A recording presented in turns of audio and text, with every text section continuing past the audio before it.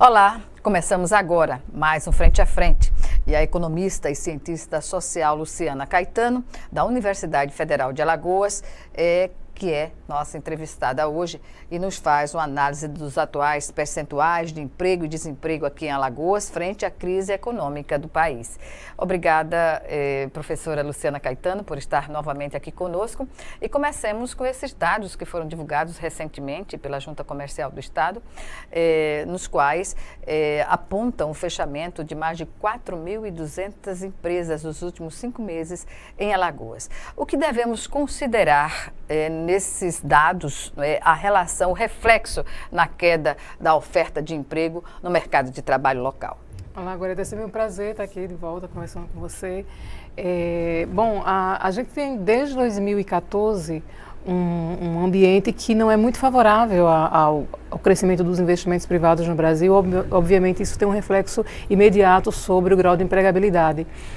E no caso do que foi a divulgação feita pela Junta Comercial, embora a gente tenha um número aí de mais de 4 mil empreendimentos fechados, inclusive o empreendedor individual, a gente teve também a abertura de novos empreendimentos que ultrapassa isso, de modo que o saldo foi positivo em 2000. Então a balança para Alagoas está positiva. Ela é positiva, mas é importante considerar que esses empreendimentos, eles são empreendimentos de pequeno porte, onde o nível de barreira não existe, então há uma rotatividade muito grande em empreendimentos de pequeno porte, por várias razões, e uma delas é de que são pessoas que têm normalmente uma baixa qualificação, e aí você sai se aventurando em atividades pequenas, com um volume pequeno de recurso, e lançando mão apenas das habilidades adquiridas ao longo da vida. Então, é o cara que vende churrasquinho, é o cara... Claro que você tem aí os pequenos empreendimentos que empregam até 5, até 10 pessoas, mas nesse bolo está principalmente o microempreendedor individual. E nesse setor, nesse segmento, você sempre teve uma rotatividade muito grande. São pessoas que passam no máximo 1, 2 anos num determinado empreendimento. Normalmente ele migra porque vai depender do que o mercado vai indicando, e ele vai migrando de uma atividade para outra. E aí você tem fechamento e abertura de empresas ao longo do tempo, principalmente quando você está diante de uma recessão, que é o que nós encontramos agora. Ou seja, nós tivemos uma taxa de crescimento de 0,5% em 2014, que já era um ano ruim em relação a 2013, que foi acima de 3. A gente teve uma taxa de 3,8% negativa em 2015 e 3,6% negativa em 2016. Ou seja, a gente tem aí em 2 anos e meio, mais de 8% de taxa negativa de crescimento do PIB. Obviamente que isso vai se refletindo sobre uma rotatividade que acontece principalmente nos pequenos empreendimentos, e por isso que a gente tem esse reflexo aqui no estado de Alagoas. Mas não é tão ruim considerando o fato que o saldo é positivo, tanto em 2016 quanto em 2017. Agora, é importante considerar que essa rotatividade alta, ela se deve exatamente a um período recessivo que força as pessoas a irem tentando em várias coisas. À medida que uma não dá certo, ela fecha e parte para outra, e é assim que acontece. Pois é, e concorreu para essa realidade o fato de haver mudanças na legislação aqui em Alagoas também, no sentido de facilitar, diminuir a burocracia para abertura e fechamento de empresas? Não, certamente. Toda vez que você tem qualquer movimento na legislação, você aumenta também essa movimentação. Então, é para o bem e para o mal.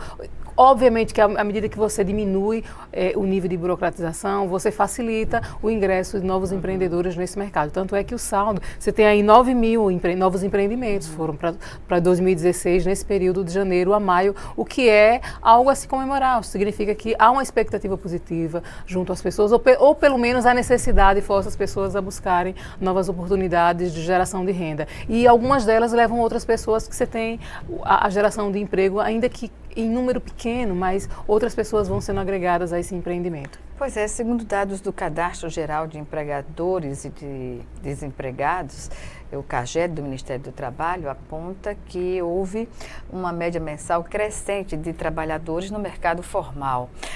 Esse acréscimo, como a gente pode justificar? Não, mas é isso que eu estou te falando. A gente teve, embora eu tenha tido um fechamento de mais de 4 mil empreendimentos, eu tive 9 mil novos empreendimentos. Talvez alguns desses 9 mil sejam outros que fecharam no mesmo período e tentaram outra coisa. Ou seja, você tem o fechamento e abertura de empreendimentos, e muita gente hoje abre o empreendimento com o CNPJ exatamente porque ela tem a oportunidade de prestar serviço até o setor público também.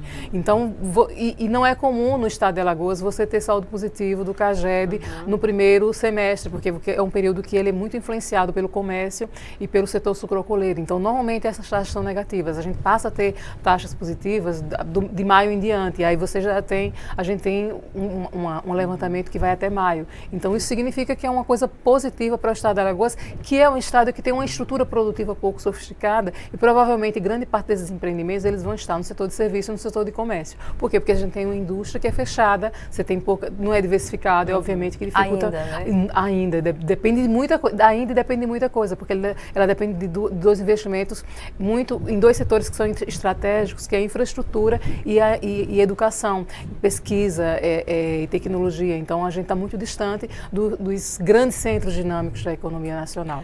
O que é que se espera das empresas em geral, com a reformulação dos contratos de trabalho que estão estabelecidas, essa reformulação está estabelecida na reforma trabalhista? Nossa, e para os estados pequenos, eu acho que é pior ainda, considerando o fato de que você tem um achatamento de massa salarial que já é muito baixa em comparação com os centros mais desenvolvidos. Se você pegar, por exemplo, a população de 14 anos ou mais de idade, a renda média dela é em torno de 48% da renda nacional.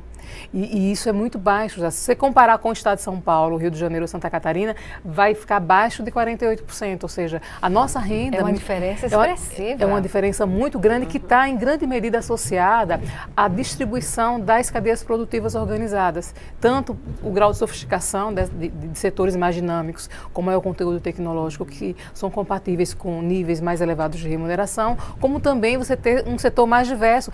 O Sul e Sudeste concentra hoje 80% da produção industrial do país, 78% do PIB nacional. Isso não é pouca coisa, significa que o que sobra para as demais regiões é muito pouco, e é importante considerar que dentro de cada região também está um nível de concentração. Nordeste, se você tira Bahia e Pernambuco, 1/3 fica com os demais, então 2/3 ficam com Bahia e Pernambuco. Então há uma concentração dentro também das regiões e dentro de cada estado. Isso faz com que, principalmente em municípios pequenos, você tenha uma dependência muito grande de programas sociais e dos repasses constitucionais que são feitos da União para os municípios. FPM, no caso do estado. Exatamente. Há uma FPM. Dependência muito grande. O que foge disso, o que você tem fora de emprego do setor público é a agricultura e o comércio, mas um comércio muito informal. Então, é um estado cuja renda é compatível com baixa remuneração e a reforma trabalhista, da forma que está posta, que de um certo modo ela legitima a informalidade,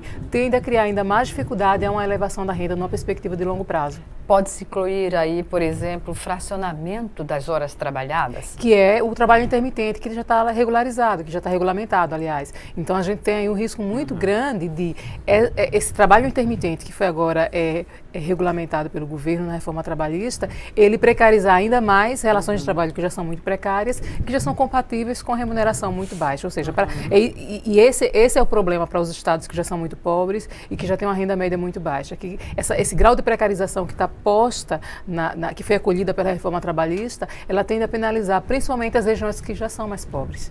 Ou seja, dupla penalização. Dupla penalização, sobretudo porque você tem um tecido social que é muito frágil, que faz uma pressão política também muito, muito pequena frente ao poder público constituído. E isso, obviamente, é um agravante numa perspectiva da mudança, de uma mudança positiva do ponto de vista social e até econômico, porque isso acaba tendo reflexo sobre a dinâmica da economia. Quanto a horas extras, por exemplo, com a precarização do trabalho nesse viés da reforma trabalhista, pode-se afirmar até que ela pode até desaparecer? Pode-se afirmar não, ela vai praticamente desaparecer, isso já está posto na reforma trabalhista. A reforma trabalhista, ela permite que você tenha até 12 horas de trabalho. Se eu saio de 8 para 12, essas 4 horas adicionais, ela não é mais hora extra, ela já está regulamentada pela própria reforma trabalhista. Então, provavelmente a gente não vai ter mais... E o que é mais grave, eles criam um banco de horas. Então, a criação do banco de horas as horas trabalhadas de até 12 horas dia faz com que a hora extra desapareça dentro dessa proposta que está colocada pela reforma trabalhista. Pois é, e nesse caso, os trabalhadores, eles podem até ter um novo tipo de contrato de trabalho que especifique bem essas condições, professora? É provável que isso aconteça? Já está colocado como direito do empregador. Então, se a própria reforma trabalhista, ela reza que você pode ter até 12 horas trabalhadas, obviamente você tem que ter 36 seguintes de folga. Mas se eu tenho até 12 horas, significa que isso pode entrar no banco de horas e ser negociado, e o empregador ele tem até 6 meses para usar esse banco de horas, fazendo uma compensação. Então, a gente... Da forma como as regras foram criadas, isso cria uma desvantagem muito grande para a classe trabalhadora.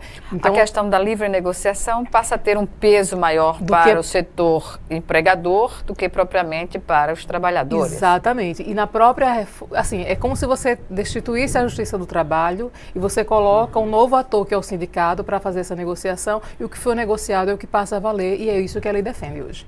Pois é, agora nessa situação serão pouquíssimos os trabalhadores que terão condições, por exemplo, de arcar com os honorários advocatícios, né, com os processuais, os honorários processuais, num questionamento com as empresas, né? Pois é, que é uma outra mudança que está na reforma trabalhista, ou seja, antes o ônus era da União e agora passa a ser do trabalhador, ou seja, se você entra na justiça contra o trabalhador, é o trabalhador que assume os honorários periciais.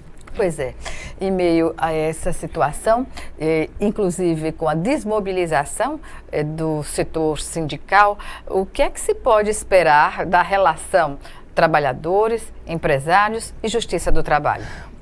Olha, bom, eu acho que não há uma desmobilização do setor sindical. Eu acho que o setor sindical, inclusive, sente a responsabilidade no sentido de chamar... Vai ter que se reformular também. Vai ter que se reinventar. Né? O papel do sindicato, mas hoje não pode ser aquele de assistencialismo, de fazer festa no final do ano. Não, agora tem que cumprir o seu papel de ativista no campo político, porque as lutas agora vão começar a ser cada vez mais acirradas. 2018 provavelmente vai ser um ano muito difícil de negociação e a esperança é que a gente consiga, pelo menos, revogar algumas leis que me parecem absurdas, a reforma trabalhista é uma delas, no sentido de você voltar a recompor os direitos dessa classe trabalhadora. Mas não é o que de fato a gente tem observado, por exemplo, poucas categorias profissionais estiveram no Congresso manifestando a sua oposição à mudança que está aí colocada com a aprovação da reforma trabalhista.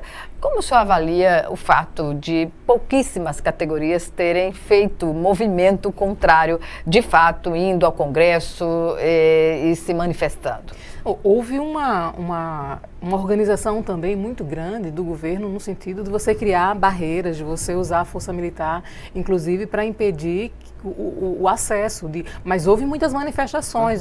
Eu lembro que em algumas imagens que eram passadas, você via representação de vários movimentos sindicais, principalmente em algumas datas que eram simbólicas, mas eu acredito que é preciso que se tenha uma agenda de luta ao longo de 2018. Constante, né? Constante e só há uma salvação para a classe trabalhadora. É você unir todas as categorias independente de renda, independente de status, independente de qualquer coisa, porque se você não tiver uma união de todas as categorias de classe trabalhadora no país, a gente... Uma federação, digamos, única dos trabalhadores? Pois é, algo que consiga, né, agregar todos os segmentos para que a gente consiga estabelecer um diálogo com os parlamentares numa perspectiva de a gente ter uma revogação de algumas coisas que foram aprovadas, a exemplo do congelamento, por exemplo, do gasto social, e o que é pior, o que acontece ao longo do tempo não é nem um congelamento, é um corte brusco para alguns serviços, como saúde, educação, setores estratégicos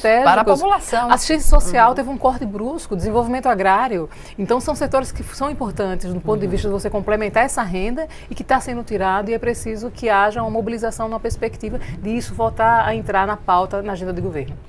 Professora Luciana Caetano, nós vamos chamar agora o nosso primeiro intervalo. Frente a Frente volta já já.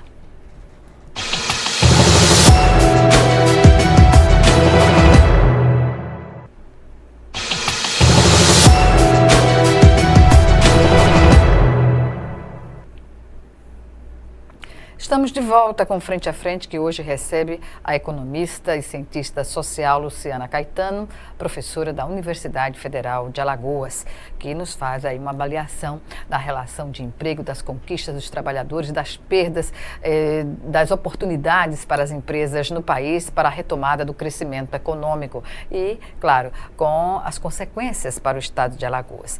Professora, em meio a essa situação difícil para os trabalhadores, com o enfrentamento dessa reforma trabalhista, nós vemos, por outro lado, os brasileiros, em geral, continuando a pagar o ônus das reformas e do desgoverno, né, por meio da corrupção, das despesas que não são necessárias para o país, em detrimento do desmonte das empresas estatais, e com o pagamento, né, de emendas que tem sido feito pelo governo federal para se manter no poder. Como avaliar essa situação? Pois é, a gente está sempre pagando um preço muito alto por isso, né? Acho que tem alguns dados que são importantes para colocar nessa discussão, para reflexão da população em geral, que é o seguinte: em 2014, pela primeira vez, o governo do PT, eu falo, né, que é 2013, pelo primeiro ano teve um déficit primário, mas de 2003 até 2013, em todos os anos houve superávit primário. E aí o déficit naquela época foi de 32 bilhões apenas. E se fez um grande alarde naquela época por conta do déficit, até porque você soma isso os serviços da dívida, que obviamente vai para aí 5% do PIB, e isso obviamente, de algum modo, pesa sobre o orçamento do governo. Só que no ano seguinte, isso já sobe para 111 bilhões, e em 2016 foi de 156 bilhões, fora os serviços da dívida, que ficaram em 407, dando aí mais de 550 bilhões de reais. O que contribuiu para esse aumento estratosférico, digamos assim? Pois é, o curioso é que você tem, a partir de 2016, um corte de gastos e, no entanto, você tem uma elevação da dívida. Qual é a grande questão? É que dentro da lógica do modelo neoliberal, a solução para recuperar a economia é o corte de gasto. Só que quando você corta, o corte de gasto, ele resulta no aumento da concentração de renda, você piora a capacidade de resposta dessa própria economia. Então, o poder de compra da população. Aí o que o governo faz? O governo assume acordos para aprovação, o próprio impeachment e outras negociações que vieram no bolo, e os acordos feitos com o judiciário.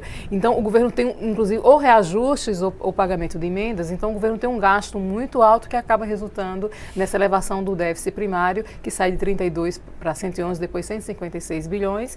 E, no entanto, ele corta de setores estratégicos, que foi muito importante no Brasil no período 2013 a 2014, inclusive para salvar o país de uma crise que acontece ali em 2008, e a gente consegue compensar a crise do mercado internacional utilizando o consumo doméstico. Então, o que te há de grave hoje nisso? É que você, com o corte de gastos e com a interrupção do reajuste do salário mínimo nas bases que estavam postas antigamente, você vai ter aí uma redução brusca da massa salarial e, portanto, comprometendo o consumo doméstico, sem ter garantido o mercado internacional, porque o Brasil não tem um conteúdo tecnológico para fazer essa compensação, ou seja, brigar por espaço no mercado internacional, de modo a compensar a queda brusca da massa salarial que se dá no mercado doméstico, tanto a partir dos gastos sociais, quanto da interrupção da fórmula que vem acontecendo para reajuste do salário mínimo. Então, a perspectiva para 2018, portanto, ela não é positiva, embora o governo diga o contrário, e os sinais que a economia dá de um 0,5% de alguma recuperação em algum setor, ela é sazonal apenas, e não uma tendência de retomada de crescimento, como está sendo colocado pelo governo. Então, o que a gente tem hoje é uma meta fiscal que o governo já aprovou no Congresso de 159 bilhões de reais para 2017, já é o que está posto, provavelmente também isso para 2018, sem um gasto correspondente com o que se tinha antes, que era o gasto social. Ou seja, nós tínhamos um gasto de um déficit de 32 bilhões, mas nós tínhamos um gasto social que era significativo e era importante para a dinâmica da economia. O que é que nós temos agora? Nós temos um déficit muito maior, tirando das classes de baixa renda, o que compromete o próprio processo de desenvolvimento dessa economia. Professora, nesse contexto, como observar e avaliar essa questão da criação desse fundo partidário, né, bilionário, né, com propostas que vão desde o corte de programas eleitorais, né, para justificar mais um aumento do outro lado, como também a relocação de recursos que poderiam vir para o fundo até de áreas sociais do governo. Pois é, como a população vê uma iniciativa desse sentido? O problema é que a população não está a par disso ainda, né? Assim, eu acho que a mídia ainda explora pouco isso, porque não interessa. Assim, falar a gente não consegue ter uma reforma política decente que resulte numa redução dos gastos que a população tem com os parlamentares. Com o processo eleitoral. E com o processo eleitoral em si. E isso não é tratado com a decência que deveria ter sido, e em compensação o governo justifica os cortes e da forma mais absurda possível em áreas que são estratégicas, considerando o elevado grau de desigualdade social que ainda existe no Brasil, principalmente considerando que grande parte dessa pobreza é concentrada em determinadas áreas. A gente reduziu, por exemplo, a população abaixo da linha de pobreza de 14% para 3%, mas o estado de Alagoas é quase 10%, e o Maranhão e Piauí também. Então, você tem uma concentração ainda de pessoas em condição de extrema pobreza em algumas regiões e que, de um certo modo, sofrem ainda mais à medida que você tem um desvio de recurso de receita tributária que é canalizado para esses fins, como financiamento de campanhas e outras mais que a gente nem... Pois é, porque com a criação desse fundo partidário bilionário, setores como educação, saúde, segurança, continuam tendo restrições ainda maiores de recursos a serem investidos nessas áreas. Sem dúvida, Gorete, sem dúvida. E esse é um grande prejuízo para a sociedade. Assim, enquanto a gente não tiver um parlamento que tenha um capital moral minimamente aceitável para conduzir as políticas públicas nesse país, e que essas políticas públicas estejam alinhadas com as demandas e as necessidades dessa sociedade, a gente vai continuar tendo esses desmandos, sobretudo porque o nível de desinformação da sociedade é muito grande e a desmobiliza no sentido de fazer uma pressão necessária para que essa mudança seja feita. E mais ainda, a grande maioria da população ainda trata o seu voto como se fosse uma mercadoria barata, quando na verdade essa mercadoria, quando ela é mal negociada, ela tem um preço muito alto. E a gente está vendo isso hoje. Então, e eu lamento que a mídia, de um modo geral, ela não tenha dado uma contribuição no sentido de trazer mais lucidez para essa discussão. De uma forma didática. Exatamente. Até, não é? E aí acaba tomando uma posição política e influenciando no sentido de você legitimar o que está sendo encaminhado hoje nesse Congresso Nacional, em grande medida, né? Então, eu fico preocupada porque esse tecido social, principalmente em áreas mais pobres, ele é ainda mais crítico, ele é mais frágil. A gente não consegue ter uma pressão social que se traduza numa mudança do quadro político no país. Por outro lado, a classe média, que é a responsável historicamente pelas transformações, né, sociais, políticas, ela continua se colocando meio indiferente ao que ocorre no país, né? Pois é, esse é um dado preocupante, né? Você tem aí uma fração da sociedade, inclusive algumas que ascenderam socialmente nesses últimos 14 anos, em função ou de concurso público, ou de liberação de crédito, ou por outras coisas, mas que ela não consegue fazer essa leitura, ela não consegue reconhecer isso. Por que será? Pois é, eu acho que a esquerda, ela comete um erro, que é o de não estabelecer um diálogo muito estreito com essa sociedade. E a gente tem eu falo isso, não falo nem de mídia. Não, quando a senhora fala que a classe média ascendeu nesse período e não consegue fazer uma leitura crítica sobre o que ocorre no país e se posicionar. É que você tem um aumento de renda, mas você não tem um capital intelectual que venha junto, né? Uhum. Então, assim, você teve uma ascensão do ponto de vista da renda. Marilena Chaui, ela acha que isso não é classe média, que é apenas a mesma classe operária ganhando um pouco mais e é desprovida, inclusive, de um nível, de um grau de politização que lhe permita se posicionar nesse jogo corretamente. Então, esse aqui é um grande problema. E aí ela acha que está confortável defender o status quo. Ou então, essa classe emergente acha que está confortável defender os mesmos interesses da classe média tradicional, como se ela fosse a mesma coisa, e não é. né? Porque ela não é dona de capital, ela não é dona de empreendimento, ela é classe trabalhadora, mas ela não compreende isso. E ela fica deslumbrada com a possibilidade de ter comprado um carro e viajar de avião. E aí ela acha que... Foi à Europa. Pronto, então... Fazer uma viagem internacional. E ela acha que apoiar esse governo é não mudar mais isso, como se fosse esse governo que está aí, que tivesse concedido essa vitória para ela. Ou mais, você passa no concurso público e acha que é só um mérito seu. Não compreende que a abertura de vagas no setor público depende de um modelo de governo, né? Então, eu tenho vários... De uma política. Eu tenho vários amigos que ascenderam socialmente por esse caminho, mas eles acham que a responsabilidade é toda dele, porque foi mérito dele ter estudado, ter passado no concurso, sem conseguir fazer uma contextualização maior da abertura das vagas e da própria realização do concurso. De ampliação. Você pega, por exemplo, o setor da educação, você teve um aumento de 16 mil para 32 mil vagas de matrículas no ensino superior, por exemplo. E isso não se dá por acaso, isso se dá com investimento, com interiorização um investimento muito alto. Há um projeto de governo, isso está dentro do projeto de governo. O governo dá um aparato, inclusive para o judiciário, que abre novas vagas e que você tem uma classe média que entra aí e a gente vê qual é a posição dela. Então, assim, a coisa é muito mais complexa do que a gente consegue perceber à primeira vista e é difícil hoje você reverter isso, porque me parece que parecem ilhas, né? Dentro de conhecimento. E nesse sentido, me parece que há uma responsabilidade muito grande dos movimentos sociais e dos movimentos sindicais numa perspectiva de trabalhar a base.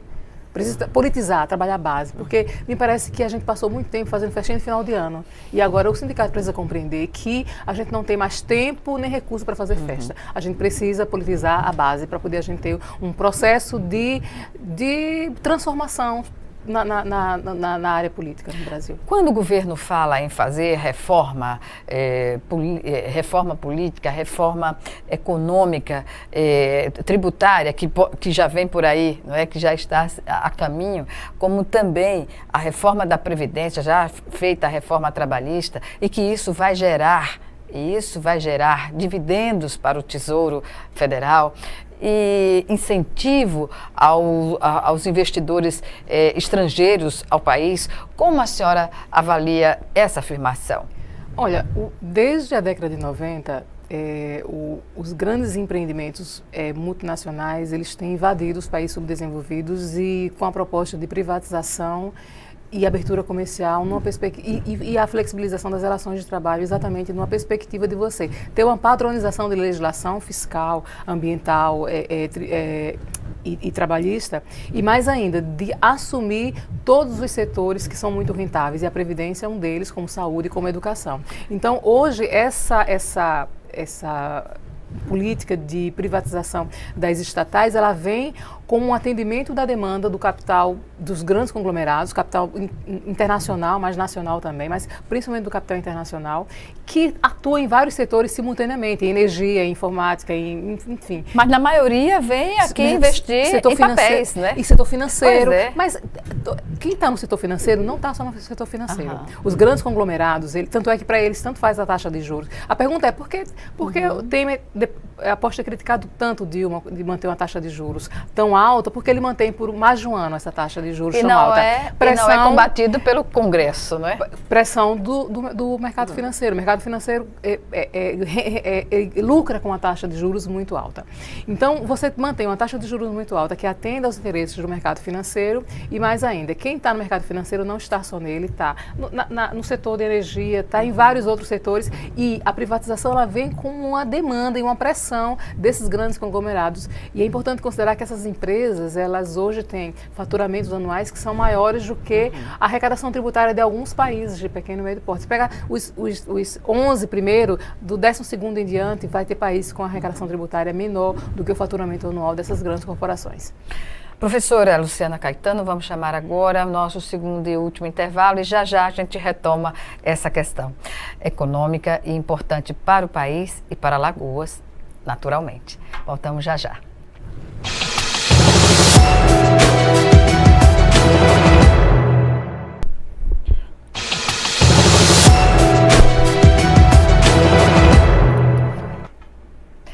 De volta com Frente a Frente para o último bloco do programa, que hoje recebe a economista e cientista social Luciana Caetano.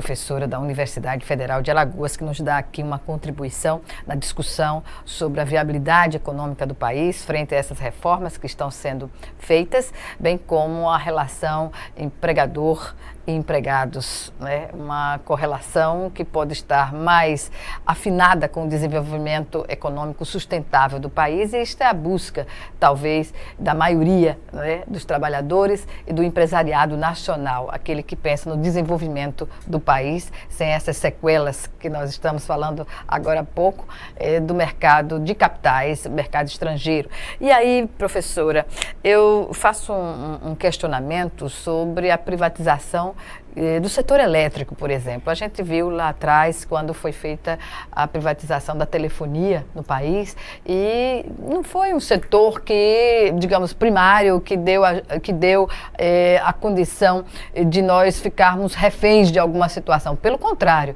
né? Abriu, e o consumidor que não se sente bem atendido por uma empresa pode buscar outra, ainda que alguns problemas são semelhantes, né? Mas no caso do setor elétrico, quando houve a privatização, alguns estados ainda permanecem com o controle da União, que é o caso de Alagoas. Fazer a privatização de um setor que é 100% nacional, e único, não é?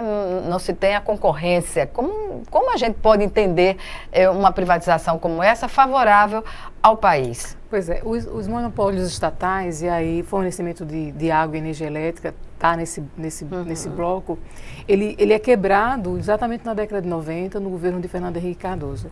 Em 97 foi aprovada uma lei exatamente que permitia a quebra de monopólio da Petrobras, por exemplo. A partir daí começa uma série de problemas, porque até então você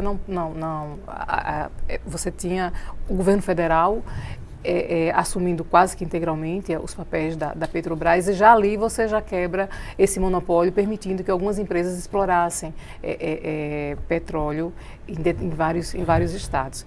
E a partir daí isso vai avançando, chegando ao ponto agora de você ter, por exemplo, já colocando em leilão algumas outras ações, inclusive referentes a essa nova etapa que é do pré-sal.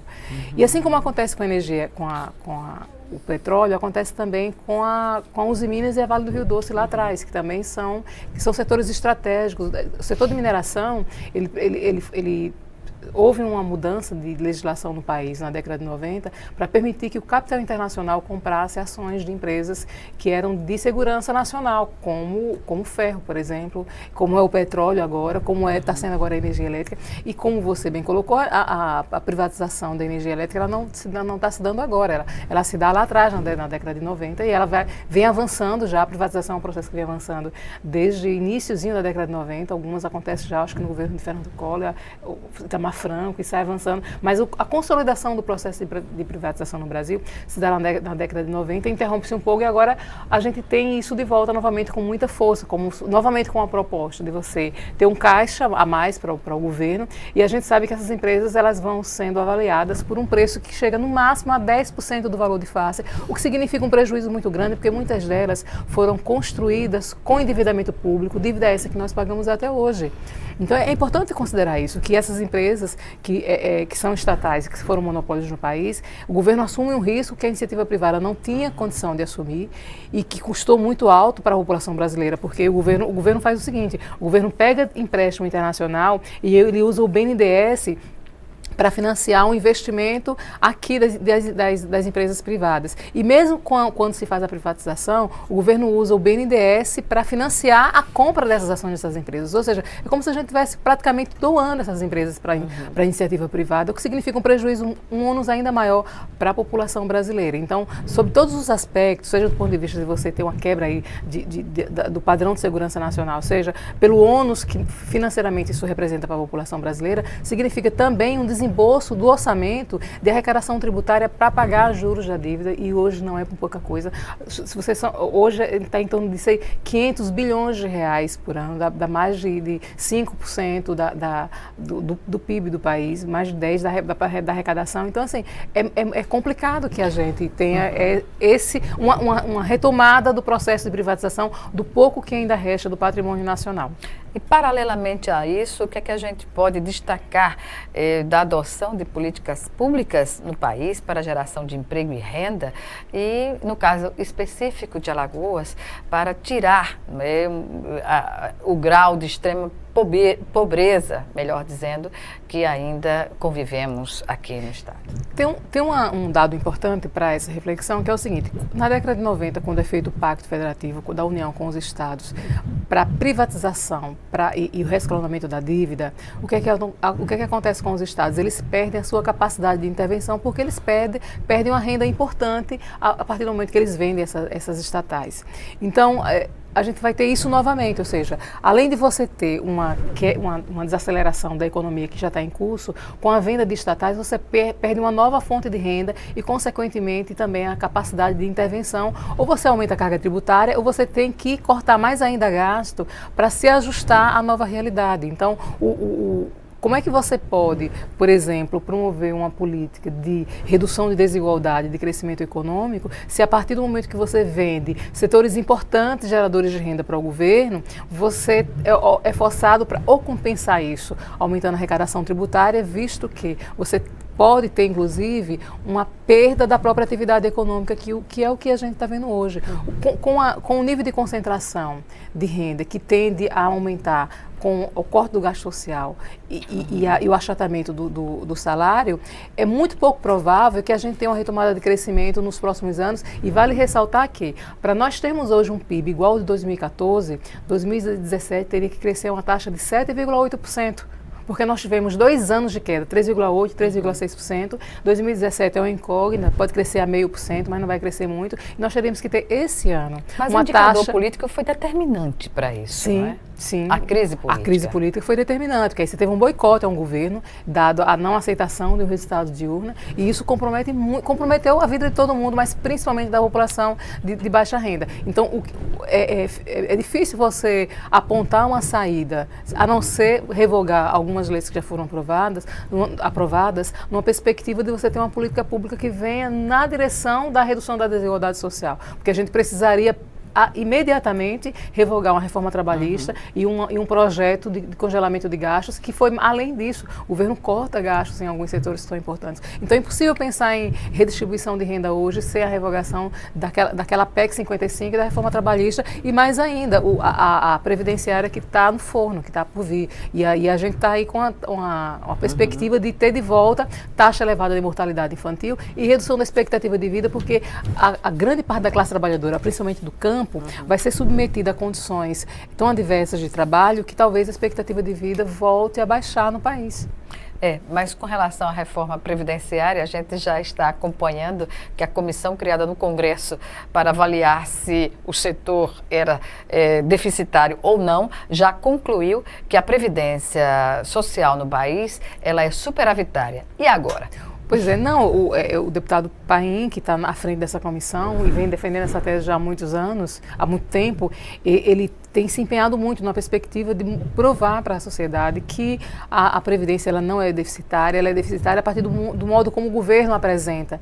E o governo para justificar exatamente, a privatização. O governo não coloca todas as variáveis e o governo ele aprova uma lei em 2016 que é a alteração do percentual da desvinculação de receita da União, da ADRU, que sai de 20% para 30%, e ela tende a pegar recurso da Seguridade Social para outros fins. Então o governo reduz mais ainda essa fonte, que é da Seguridade Social, mas que ele não assume, e em cima disso ele apresenta números mostrando que a Previdência é deficitária quando ele se apropria de 30% pelo menos dessa arrecadação para outros fins que não a Previdência em si. Professora, voltando à questão da crise econômica, e vamos situar agora o estado de Alagoas, que tem mostrado aí uma situação diferenciada em relação a outros estados da federação, no enfrentamento dessa crise, sem comprometer, por exemplo, o gasto do custeio da máquina, da relação salarial com os servidores, né? Olha só, a situação do estado de Alagoas, assim como de outros estados pequenos, ela é ainda mais crítica, considerando que você tem hoje, com relação ao pagamento da dívida junto à União, um percentual que é muito mais alto. São 7 estados, são 4 daqui do Nordeste e 3 da região Norte. O percentual de comprometimento da receita tributária chega muito próximo de 4%. Então você tem hoje uma arrecadação que é muito baixa, porque essa arrecadação se dá em cima de uma atividade que não é muito grande. O governo recentemente ele aprova uma renúncia fiscal junto ao setor sucroalcooleiro de CMS, que também compromete a sua capacidade de arrecadação, e é um setor que tem uma concentração no setor sucroalcooleiro. Então, assim, ainda? Pois é, não é o único, mas ainda tem uma participação muito forte. Então, na hora que o governo lança a mão de uma renúncia fiscal em cima de um setor que representa mais ou menos 1/3, né, da atividade produtiva do Estado, e considerando que já se paga da dívida junto à União, obviamente que você tem aí uma capacidade de intervenção muito pequena, dependendo de quê? Dependendo das transferências constitucionais. Então, diante desse quadro, a situação do Estado de Alagoas não é uma situação confortável, muito pelo contrário. É uma situação crítica, principalmente com o que já foi aprovado e com o que está por vir, porque se você soma, por exemplo, benefício de prestação continuada, Bolsa Família e Previdência, no Estado de Alagoas, ela é igual ao orçamento do governo, a execução orçamentária, dá 8 bilhões, um vai dar 8, vai dar... Como o governo tem mantido, então, os pagamentos e os pagamentos tanto do custeio da máquina e que inclui também o pagamento de salários, não atrasar salários de servidores? Não, no máximo você tem administrado essas contas, mas o que eu estou falando é que o governo... Investimento. A possibilidade de você fazer uma política com autonomia que não dependa de uma transferência do governo federal. O Estado de Alagoas ele avança nesses últimos anos, de 2013 a 2014, graças a uma política pública que vem do governo federal, que vem na perspectiva de você reduzir a extrema pobreza, mas não com a política que seja do próprio governo. Por quê? Porque a nossa capacidade de intervenção ela é muito baixa, assim como é de todo Estado pequeno na região Nordeste. E a perspectiva de novos segmentos para substituir a monocultura do setor sucroalcooleiro? Isso é uma decisão do governo e depende mais do que isso, não é só da decisão do governo, mas depende, sobretudo, de investimento em infraestrutura que o Estado de Alagoas não consegue fazer sozinho por tudo que a gente acabou de falar. Ou seja, precisaria de uma ajuda do governo federal numa perspectiva de ter uma infraestrutura para os estados das regiões Norte e Nordeste, numa perspectiva de inseri-los na economia nacional, não de forma subordinada, mas com mais autonomia, inclusive fortalecendo cadeias produtivas organizadas entre os estados da própria região. A gente não tem isso numa perspectiva disso, até porque a gente tem uma bancada parlamentar que eu acho que faz muito pouco nesse sentido. E nesse sentido, unir a região não seria a alternativa mais viável? É exatamente isso que eu acabei de falar. É preciso que haja um projeto da região, dos representantes, de parlamentares da região Nordeste, na perspectiva de ter uma emenda que vá além do próprio Estado, mas que você tenha um mega projeto de regional, de reestruturação de portos, de aeroportos. Ou seja, a gente precisa mudar essa infraestrutura de modo a melhorar a logística da região Nordeste, para integrá-la à economia nacional. Malhas, né? Exatamente. Sobretudo a aérea. E sem perder de vista o investimento na modernização do ensino superior em pesquisa, em ciência e tecnologia, porque não adianta uma coisa ou outra, é preciso os 2 pilares andarem juntos. Pois bem, eu agradeço mais uma vez, professora Luciana Caetano, a sua participação aqui conosco no Frente a Frente. Adorei estar com você. Obrigada e até uma próxima oportunidade. Obrigada a você também que nos assistiu e até o nosso próximo encontro aqui, Frente a Frente.